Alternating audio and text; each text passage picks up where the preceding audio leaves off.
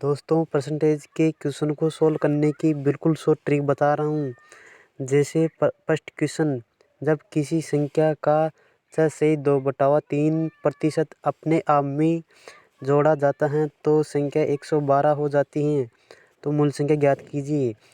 तो 6 से 2/3% की भिन्न होती है 1/15 अर्थात फ्रैक्शन 1/15, जो मूल संख्या 15 और जोड़ने के बाद 15 + 1 16, जो क्वेश्चन में 112 के बराबर दिया हुआ है।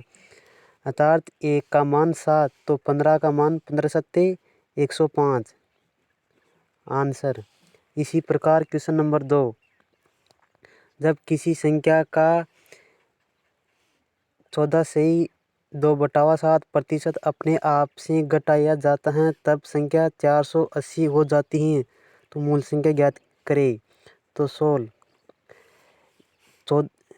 14 से 2/7% की फ्रैक्शन होती है 1/7। यदि मूल संख्या 7 मान लिया जाए तो अपने आप से घटाया जाता है तो इसमें से 1 घटने के बाद 6 हो जाती हैं, जो क्वेश्चन में 480 के बराबर दिया हुआ है।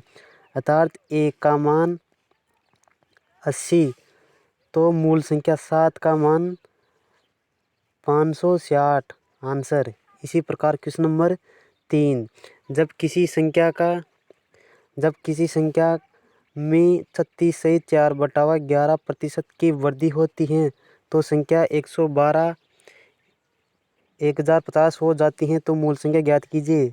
सोल्व।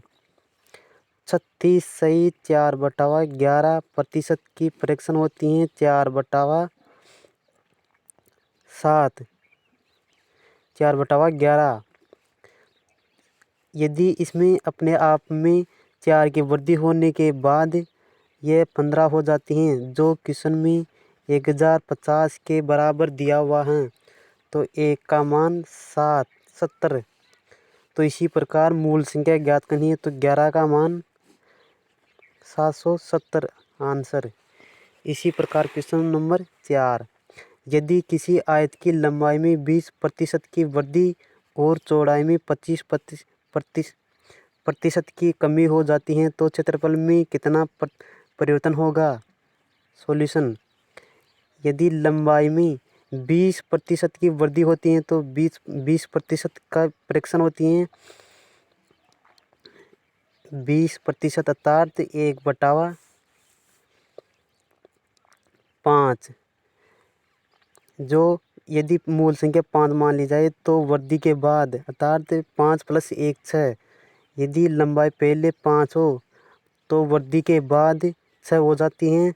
इसी प्रकार चौड़ाई में 25% की कमी हो जाती है अर्थात